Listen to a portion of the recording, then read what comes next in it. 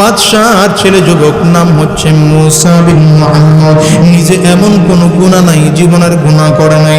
বয়স তার 28 বছর হয়ে গিয়েছে। 28 বছর পর্যন্ত তার জীবনের সারাটা রাত গুনাহের মধ্যে কাটতো। রাত যখন গভীর হয়ে যেত, রাজপ্রাসাদের মধ্যে ডেকসেট বাজানো হতো, ডেকসেটের তালে তালে গান বাজানো হতো, গানের তালে তালে ঢোল বাজানো হতো, ঢোলের বাড়ির তালে তালে নর্তকীদেরকে বিভিন্ন দেশ থেকে হায়ার করে আনা হতো। নর্তকীগুলো গানের তালে তালে ঢোলের বাড়ির তালে তালে কোমর দুলিয়ে দুলিয়ে আনন্দ আর বিনোদনের চিত্তে মেতে থাকতো যুবক মুসা বিন মুহাম্মদ। বাদশার ছেলে, আরামের কোনো অভাব নাই। দীর্ঘ 28টা বছর তার এমন করে কেটেছে, এমন কোন রাত তার বাজনা ছাড়া কাটে না। সারাটা রাত এমন বাজনা, গান বাজনা দিয়ে কেটে কেটে সকালবেলায় যেই নর্তকীকে পছন্দ হতো তাকে রুমের মধ্যে নিয়ে সারাটা দিন জিনা আর ব্যভিচারের মধ্যে কাটাইতো। পরের দিন রাত্রিবেলা আবারও এই একই কাজ করত। 28 বছর পরে হঠাৎ করে ডেক সেট বাজতেছে, গান ঢোল তবলা বাজতেছে, নর্তকীগুলো কোমর দুলিয়ে দুলিয়ে নাচতেছে।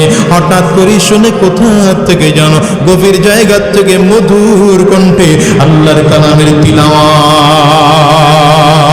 আল্লাহু আকবার, চিল্লা কো। আমার মালিকের কালামের তিলাওয়াতে মজা আছে না না? আরো জোরে বলো যুবক, আছে না না? আমার আগে কারি সাইদুল ইসলাম আসাদ সাহেব কোরআন তেলাওয়াত করলেন। মনে হয় যেন শুনতেই মনে চায়, শুনতেই মনে চায়, শুনতেই মনে চায়। ঠিক কিনা জোরে বলুন। যুবক, যুবক এবার টেনশনে পড়ে গেছে। মুসা বিন মুহাম্মদ ইশারা করে গানের নর্তকীদেরকে বললেন, নাচ বন্ধ করে দাও। নাচ করা বন্ধ হয়ে গেল। ঢোলের বাড়ি যিনি দিচ্ছেন তাকেও বলছেন বন্ধ করো। ইশারা করে বন্ধ করা হলো। গান গাইতেও বন্ধ করা হলো। দুইজনকে বললেন, তাড়াতাড়ি করে যাও, মহল্লার কোন জায়গায় এই কোরআন তেলাওয়াতের আওয়াজ হয়, লোকটাকে ধরে আমার কাছে নিয়ে আসো। প্রতিটি ঘর, প্রতিটি বাড়ি খুঁজে খুঁজে খুঁজে খুঁজে কোথাও পায় না। হঠাৎ করেই দেখে মহল্লার মসজিদের একটা কিনারায় একজন যুবক জীর্ণ শীর্ণ কাপড় পরিধান করে দাঁড়াইয়া দাঁড়াইয়া আমার মালিকের কালাম তিলাওয়াত করে। চমৎকার কণ্ঠের তিলাওয়াত। এই তিলাওয়াত শ্রবণ করে আস্তে আস্তে করে সময় পার হয়ে যায়। যুবক 2 রাকাত নামাজ কমপ্লিট করে যখন বসে বললেন, এইবার যুবককে আস্তে করে ডাক দেয়, ভাই রে, তোমাকে আমাদের নেতা বাদশার ছেলে মুসা বিন মুহাম্মদ যাওয়ার জন্য বলতেছে। যুবককে নিয়ে মুসা বিন মুহাম্মদের সামনে হাজির। মুসা বিন মুহাম্মদ চোখের পানি ছেড়ে কান্না করে আর ডাক দিয়া বলে, ভাই, এতক্ষণ তুমি যেই তিলাওয়াত গুলো করেছিলে আমার বড় মধুর লেগেছে, বড় মজা লেগেছে। এই তিলাওয়াত কি আমারে এখন একটু করে শোনাইবা? যুবক ডেকে বললেন, মুসা, শোনাইতে পারি, তবে শর্ত আছে, আমি নর্তকীর জায়গায় শোনাবো না, আমি এই খারাপ জায়গায় শোনাবো না। আগে আপনাকে গোসল করতে হবে, পাক পবিত্র হতে হবে, এরপরে পবিত্র জায়নামাজ বিছাইয়া মসজিদের মধ্যে পবিত্র জায়গায় কিবলামুখী হয়ে বসে যেতে হবে। এরপরে আমি আমার মালিকের কণ্ঠের মালিকের কালাম শোনাবো। এবার মুসা বিন মুহাম্মদ চমৎকার করে গোসল করে পাক পবিত্র হইয়া যুবক পবিত্র কাপড় পরিধান করে মুসা বিন মুহাম্মদ মসজিদের মধ্যে কিবলামুখী বসে গেলেন। যুবক এইবার দাঁড়াইয়া দাঁড়াইয়া আমার মালিকের কালামের তিলাওয়াত আরম্ভ করে দিয়েছে। আলাল আরাইকি ইয়ানজুরুন তা'রিফু ফি ওজুহিহিম নাযরাতান নাঈম ইউসকাউনা মির রাহিকিম মাখতুম খিতামুহু মিসক ওয়া ফি যালিকা ফালইয়াতানাফাসিল মুতানাফিসুন ওয়া মিজাজুহু মিন তাসনিম আইনান ইয়াশরাবু বিহাল মুকাররাবুন।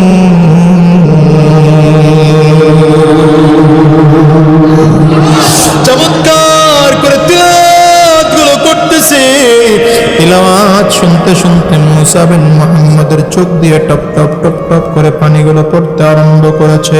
হঠাৎ করে ডাক দেয়, যুবক ভাই, আমার তো তেলাওয়াত করে শোনাইলা, এইবার আমার মালিকের এই কালামের অর্থ করে কি আমার শোনাইবা, সংক্ষিপ্ত একটু তাফসীর করে কি আমার শোনাইবা। যুবক এবার দাঁড়িয়ে দাঁড়িয়ে সংক্ষিপ্ত তাফসীর করে শোনাচ্ছেন, মালিকের কালামের তেলাওয়াতের অর্থ করে শোনাচ্ছেন। ডেকে বললেন, মুসা বিন মুহাম্মদ, এটা আমার মালিক জান্নাতি মানুষদের বর্ণনা দিয়ে বলতেছেন, আল্লাহ তাআলা জান্নাতি মানুষকে কেমন করে মেহমানদারি করাবেন, আল্লাহ তাআলা জান্নাতি মানুষকে কেমনে মেহমানদারি করাবেন। জান্নাতি মানুষগুলো কিয়ামতের ময়দানে স্বর্ণের চেয়ারের মধ্যে বসা থাকবে, স্বর্ণের চেয়ারটা মতি খোঁচন করা থাকবে।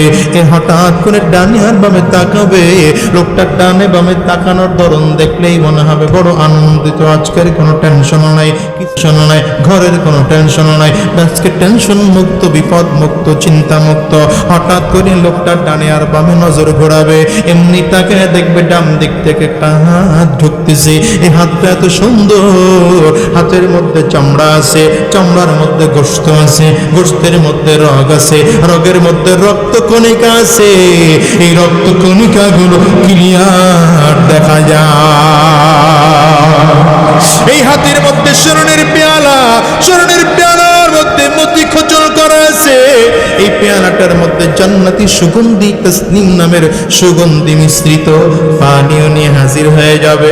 লোকটা পেয়ালার নিচে হাতের দিকে তাকাবে, হাতটা যদি এত সুন্দর হয়, চেহারা না জানি কত সুন্দর।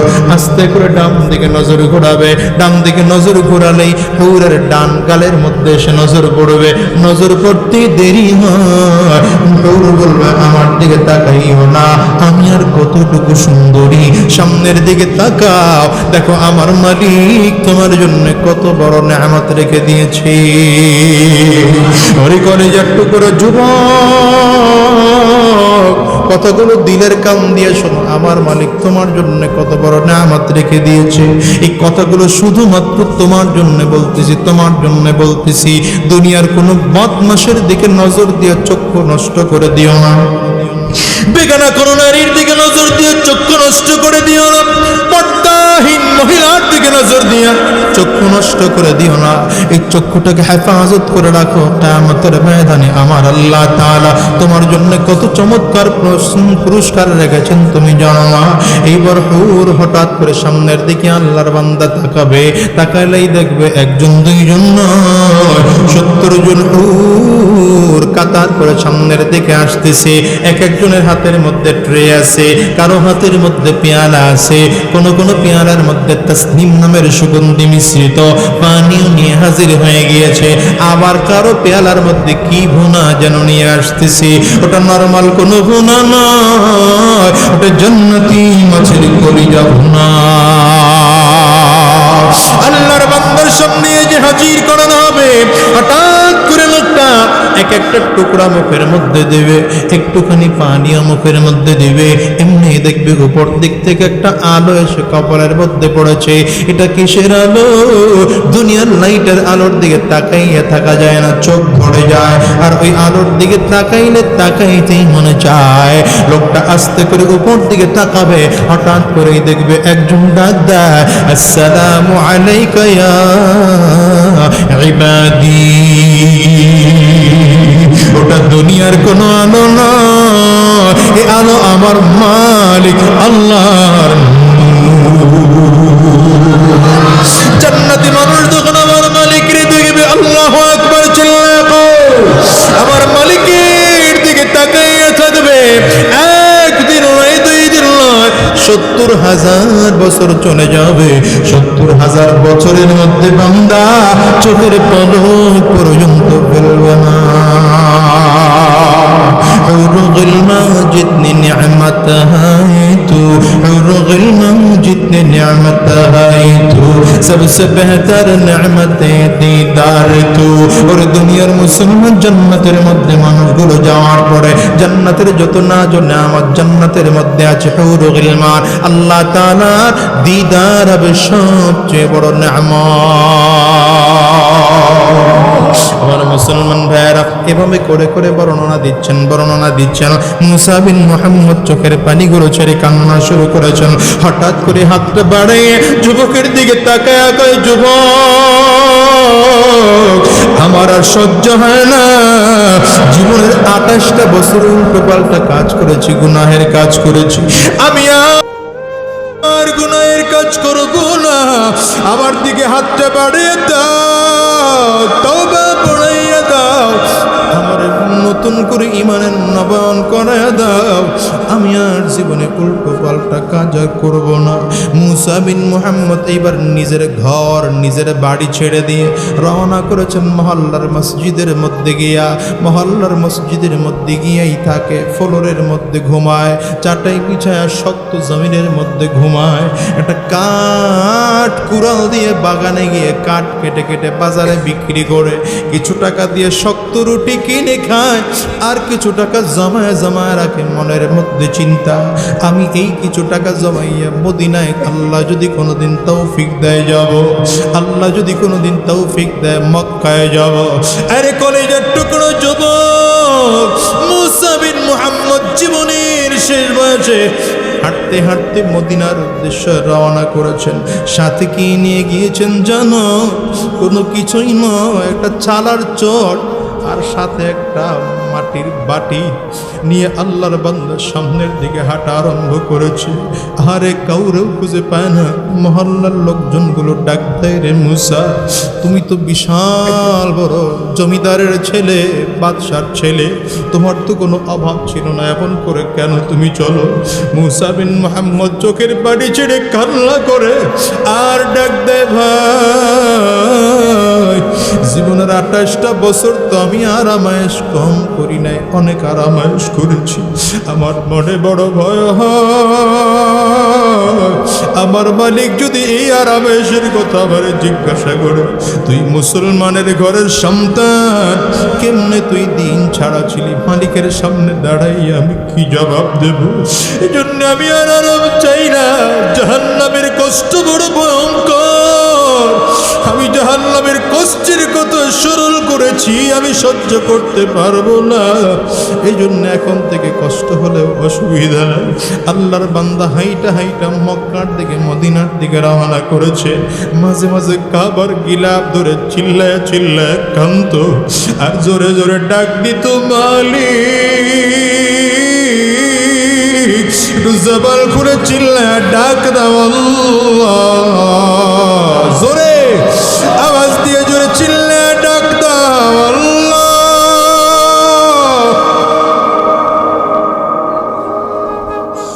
চোখে যদি পানি না আসে কান্নার ভান ধরে যুবক মুসা বিন মুহাম্মদ নিজের গুনাহের কথা স্মরণ করে করে কেঁদেছে। তোমার আমার জীবনটা তো গুনাহে ভরা। এই কলিজার টুকরা যুবক রে, হিসাব মিলায় দেখো, এই হাত দিয়ে কত গুনাহ করেছো, এই পাও দিয়ে কত গুনাহ করেছো, এই চক্ষু দিয়ে কত গুনাহ করেছো, এই কান দিয়ে কত গুনাহ করেছো, এই ব্রেন দিয়ে কত গুনাহ করেছো। আমার মালিক যদি এগুলো মাফ না করেন, জাহান্নামের আগুন ধাউ ধাউ ধাউ ধাউ করে জ্বলতেছে। কলিজার টুকরা যুবকরা, দুনিয়ায় কেউ থাকতে পারে নাই, তুমি আর আমিও থাকতে পারবো না। হিসাব মিলায় দেখো, তোমার আমার বাবা নাই, মা নাই। আজকের এই ভরা মসজিদটার মধ্যে এমন মানুষ খুঁজতে পাওয়া যাবে অনেক আছে, যাদের বাবাও নাই, যাদের মাও নাই। ঠিক কি দেখো, আমি একজন মাহারা ইয়তীম। আজকের এই মোনাজাত করে বাসায় গিয়ে হয়তো তোমরা দরজার মধ্যে টোকা দিলে তোমার মা দরজা খুলবে। আমি এমন একজন যুবক, দরজায় টোকা দিলে আমার মা দরজা খুলবে না। আমার মতো কার কার মা না, একটু হাতগুলো উঁচা করে একটু দেখা।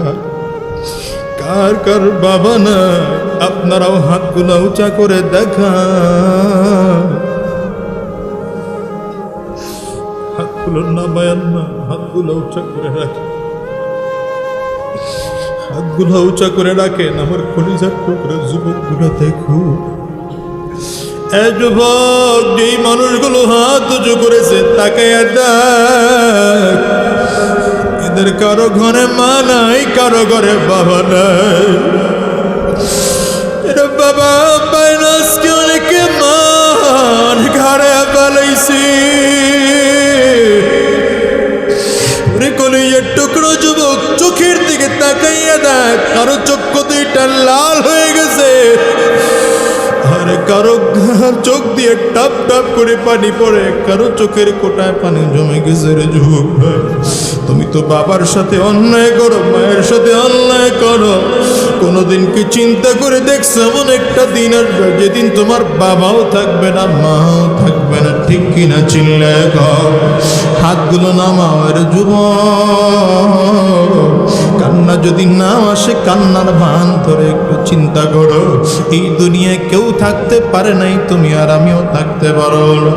আরে মুসা বিন মুহাম্মদ নামের যুবকটা মাঝে মাঝে হাইটা হাইটা মদিনায় যায়, নবীর রওজার সামনে দাঁড়াইয়া চোখের পানি চাইরা চিল্লায়া চিল্লায়া কান্দে আর বলেন, নবী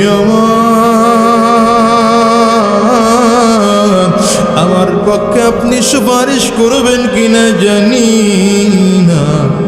যুবক ভাই, তোমার মধ্যে কি মোটেও ভয় হয় না? যেই পরিমাণ গুনাহ করেছো, মালিক যদি মাফ না করে, কবরটা জাহান্নামের টুকরা হয়ে যাবে। আরে যদি আমার মালিক মাফ না করে, জাহান্নামের আগুন বুঝে সহ্য করতে পারবো না রে যুবক। ওই বলসিরাতের কোল থেকে টাস টাস করে কেটে কেটে জমিনের মধ্যে পড়ে যাইবা।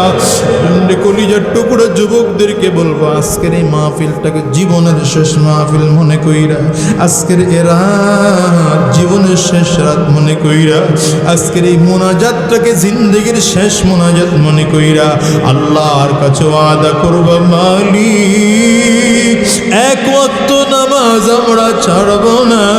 ও মালিক, তোমার হুকুম ছাড়া একটা কদমও আমরা নাড়াবো না। কারা কারা তৈয়ার আছো? দুইটা হাত উঁচা করে আমার আল্লাহরে দেখাও।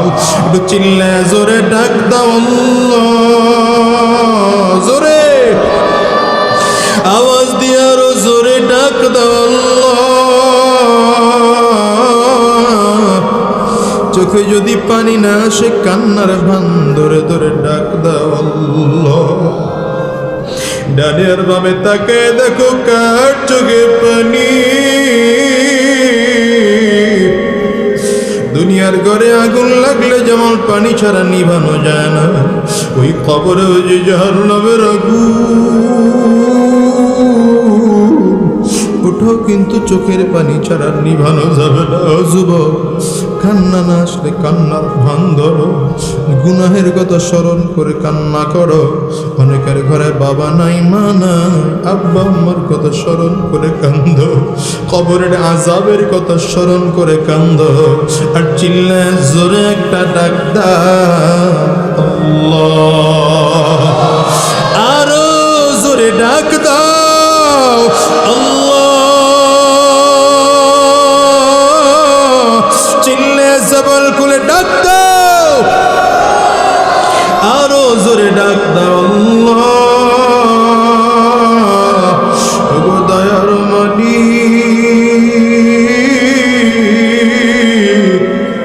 তোমার গোলামদের দিকে তাকায় দেখো, কাউ কেউ চোখের পানি চাইরা কান্দে। এদিকে অনেকের মা নাই, অনেকের বাবাও নাই। আয় আল্লাহ, এরা সবাই মিলে আজকে মাফ চায়, মেহেরবানি করে জিন্দেগির গুনাহগুলো মাফ করে দাও আল্লাহ। আমরা ওয়াদা করলাম এক ওয়াক্ত নামাজ ছাড়বো না, মালিক তোমার হুকুম ছাড়া একটা কদম নাড়াবো না। আল্লাহ তুমি কবুল করে নাও। চিৎকার করে বলো আমিন। আরো জোরে আওয়াজ দিয়ে বলো আল্লাহুম্মা আমিন। ওগো কামলিওয়ালা তুমি মদিনাওয়ালা, ওগো কামলিওয়ালা তুমি মদিনাওয়ালা। কন্যা, ওগো কামলিওয়ালা তুমি মদিনাওয়ালা, ওগো কামলিওয়ালা তুমি মদিনাওয়ালা। মুসলমান, নবীজির নাত, নবীজির হাম যত বেশি শোনা হয় ততই মজা লাগে, ততই আনন্দ। ঠিক কিনা বলো? রাগ করতেছে মুসলমান? দুনিয়ার জমিনে যদি শান্তি পাইতে চাও, পরকালীন জীবনে যদি মুক্তি পাইতে চাও, আমার নবীর আদর্শের বিকল্প নাই। এই জন্য আমি প্রায় বলি, আজকেও বলি, মক্কার এক কাফির, মক্কার এক ইহুদি, লোকটার বাড়ি হচ্ছে মদিনায়। লোকটার বাড়ি কই? মদিনার এক ইহুদি কৃষক। বাংলাদেশে যেমন কৃষি কাজ করলে এই যে ধানের কৃষক, ঠিক না, ধান চাষ করে, মদিনার এই কৃষকের কাজ হচ্ছে তিনি গম চাষ করেন। এই পরিমাণ গম তার হয়, সেটা দিয়ে সারা বছরের খোরাকি হয়ে যায়। এক বছর হিসাব মিলায় দেখছে যেই পরিমাণ গম হয়েছে তাতে সারা বছরের খোরাকি হয় না, 10 মাসের খোরাকির ব্যবস্থা হয়েছে, 2 মাসের খোরাকির টান পড়ে যায়। কয় মাস? টেনশন, মনের মধ্যে টেনশন, কি করা যায়? স্ত্রীর সাথে পরামর্শ করতেছে, আশেপাশের লোকজনদের সাথে পরামর্শ করে কি করা যায়, আমি আগামী 2 মাস কেমনে চলবো, 10 মাস তো আমার খানার ব্যবস্থা আছে, 2 মাসের খানার ব্যবস্থা নাই। হঠাৎ করে স্ত্রী ডেকে বললেন, শোনো, শুনলাম মদিনাতে নাকি একজন নবী আসছেন, মুহাম্মদ। চিল্লায় জোরে কন্যা সাল্লাল্লাহু আলাইহি ওয়াসাল্লাম। এই নাকি মুসলমানদেরকে চমৎকার চমৎকার কিছু পরামর্শ দেয়, মানলেই নাকি মুসলমানদের অনেক ভালো কিছু হয়। তুমিও তোমার বিষয়টা গিয়ে বলো না, হয়তো তোমাকে ভালো কোনো পরামর্শ দিতে পারে। লোকটা দৌড়ায় গিয়ে স্ত্রীর কথা অনুযায়ী বিশ্বনবী রহমতুল্লিল আলমিনের সামনে দাঁড়ায়া নিজের মুসিবতের কথাগুলো বলছেন। বিশ্বনবী রহমতুল্লিল আলমিন ডাক দেয়, শোনো, তোমার ঘরে যেই পরিমাণ গম আছে ওইখান থেকে 2 বস্তা গম মদিনার মানুষকে দিয়ে দাও। আপনারা তো সুবহানাল্লাহ কইছেন, বেটার মেজাজ খারাপ হয়ে গেছে। এমনি টানের মধ্যে আছি, আবার এর মধ্যে হুজুরে কয় 2 বস্তা গম মানুষের দিতে। হুজুর গুরু আজ জীবন ভরই উল্টা ওয়াজ, কথা কয় না, কথা হুজুর গুরু আজ জীবন ভরই উল্টা ওয়াজ। কি কথা কন না, ঠিক না? বেটার মেজাজ গেছে খারাপ হয়ে, ঘরে এসে স্ত্রীর ডাক দিয়া, এই কার কাছে পাঠাইছে আমার? এটা কথা হইল কোনো? এমনি আমি মুসিবতের মধ্যে আছি, আবার এর মধ্যে 2 বস্তা গম সেরে দিতে কয়। স্ত্রী কয়, আরে যাও না, মুহাম্মদ বলছে। বলছে কে? বিশ্বনবী রহমতুল্লিল মুহাম্মদ বলছে, বিষয়টা কিছু একটা ব্যাপার আছে, তুমি যাও না, গিয়ে দেখো না, অবশ্যই এর মধ্যে কোনো ভালাই নিহিত আছে। তো স্ত্রীর কাছে কিন্তু সবাই বড় লোকরা আরো বেশি ধরা, কি ঠিক না বেটি? বড় লোকরা আরো বেশি ধরা, কি কথা কন না কেন? হ্যাঁ, যৌতুক বেশি লইছেন যে, এই জন্য ধরা বেশি। আমরা আলহামদুলিল্লাহ যৌতুকও লই নাই, ধরাও নাই। এখন যদি আপনি বাসায় গিয়া কোন যে নামাজ পড়তে হইব, জিকির করতে হবে, হুজুর বলছে বাসায় টিভি টুবি চলবে না, আপনারা ঘরের থেকে নামায়ও দিতে পারে। কি ঠিক না বেঠিক? জোরে শোনে না তো, আপনার কথা শোনে না তো, ঘরে গেলে ক্যারকার করে উঠে। ঠিক কেমনে কয় দেখছে, লাইকা গেছে গা বাস। আপনাদের কোনো দোষ নাই মনে হইতেছে, সব একদম হাসান বসরির চাচা তো ভাই অন মনে হয়, কোনো দোষই নেই আপনাকে। স্বামী আর স্ত্রীর মধ্যে অনেকেই বলে মিল নাই, বহুত মানুষ এসে দোয়া চায়, হুজুর দোয়া করেন, আমার ঘরে মিল নাই। মিল থাকবে কেমনে? আপনার ঘরে একটা দিনদার মেয়ে দেখে বিয়ে করেন নাই তো, রাস্তায় সুন্দর দেখে বাস পাগল হয়ে গেছেন। জুয়ান্নারা কথা কস না কেন? ফেসবুকে চ্যাটিং লাগায়, চ্যাটিং দেয় একজন আরেকজন, চ্যাটিং কে রে, সারা রাত ধরে চ্যাটিং করতেছে। করস না? মুরব্বীরা বুঝবো না ফেসবুক, এরা মনে করছে এটা খাওয়ানোর না। যুবকদেরকে বলবো, যুবক ফেসবুক চালাও, কোনো অসুবিধা নাই, কিন্তু ফেসবুকটাও তুমি দ্বীনের রাস্তায় চালাও। একজন আলেমকে বন্ধু বানাও, কোরআনওয়ালাকে বন্ধু বানাও, দিনদারকে বন্ধু বানাও। এই ফেসবুক চালানোটাও ইবাদত হয়ে যাবে। কি রোগে খাইছে ধরা, আধুনিকতার হাওয়া গায়ে লাগছে তাই, যেটাই কিছু বলুক না কেন গায়ে লাগে না। আমরা বড় চালক জাতি, মোটো ভয় পাই না। আমগো দেশে ফেসবুক আছে, আমরা বলদ না। আমগো দেশে ফেসবুক আছে, আমরা বলদ না। আমি একটু ঘোড়ায় কই, আমগো দেশে বলদ আছে, আমরা ফেসবুক না। কি ঠিক কিনা বলো? যুবকদেরকে বলবো, একজন আলেমকে দেখে বন্ধু বানাও, কোরআনওয়ালা দেখে বন্ধু বানাও, দাড়িওয়ালা টুপিওয়ালা দেখে, ভালো সত্য সভ্য মানুষ দেখে ফেসবুকে ফ্রেন্ড রিকোয়েস্ট পাঠাইবা। ঠিক জোরে কয় না তো, বুঝি তো, কথা কয় না। মেসেঞ্জারে যখন চ্যাটিং করবা ভালো একজনের সাথে চ্যাটিং করবা, উল্টা পাল্টা চ্যাটিং করবা না। লেডিস জন্ডিস মিলে কোনো চ্যাটিং শুটিং নাই, কথা কয় না কেন? ভালোগুলোর লগে চ্যাটিং করবি, ঠিক আছে জোয়াইনরা? ফেসবুকটা ইবাদত হবে, ফেসবুকটা ইবাদত। উল্টা লাইনে চালানো শুরু করছে, না এটা করা যাবে না।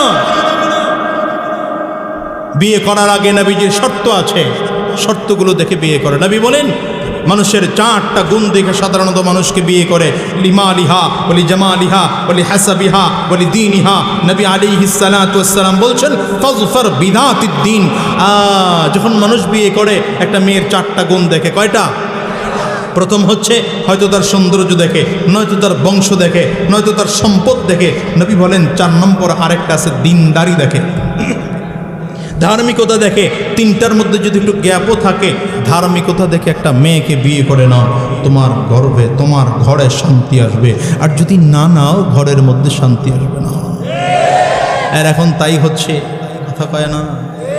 ঘরে ঢুকলে সালাম নাই, কালাম নাই, নামাজ নাই, রোজা নাই, উল্টো পাল্টা যা মনে চায় তাই চলতেছে, ঠিক কিনা বলুন? স্ত্রীর কথা অনুযায়ী 2 বস্তা গম নিতে নবী বলছে, তো 1 বস্তা গম নিয়ে রওনা করছে মসজিদে নববীর সামনে। ভুলে গেছেন নাকি? মসজিদে নববীর সামনে বস্তার মুখটা খুলে প্রথমেই তাকায় দেখতেছেন হযরত ওসমান বিন আফফান যাচ্ছেন। তো তুই আর চিনে না কে ওসমান, কে আলী, কে ওমর, কে আবু বকর। ডাক দিছে, ভাই এদিকে আসো, একটু গম দেবো তোমারে। হযরত ওসমান বললেন, কেন আমাকে গম দিবেন? আপনি আমারে চিনেন? কয় না, আমি আপনারে চিনি। বলে না, তাহলে কেন দিবেন? আমাকে একজন দিতে বলছে। কে দিতে বলছে আপনাকে?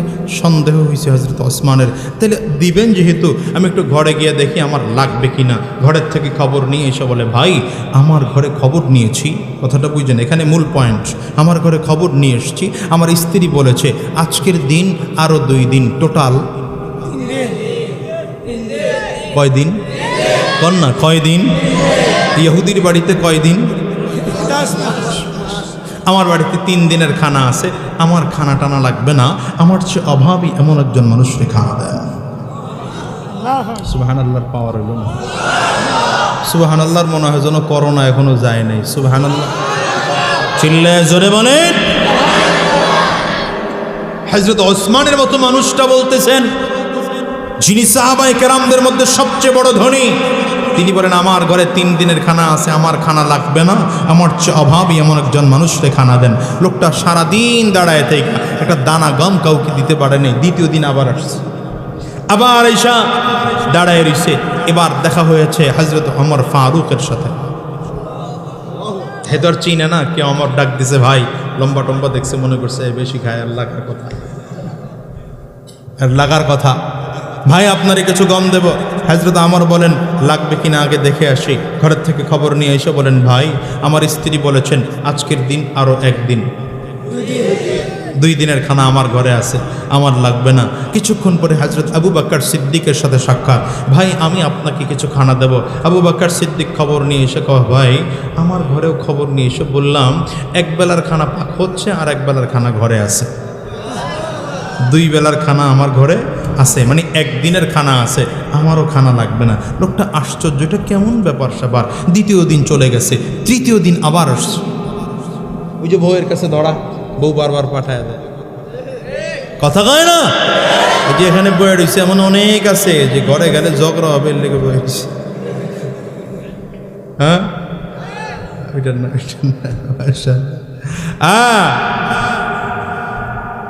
তৃতীয় দিন জোহরের নামাজের আগ মুহূর্তে হযরত বিলাল আসতেছেন। সুবহানাল্লাহ কয় না তো?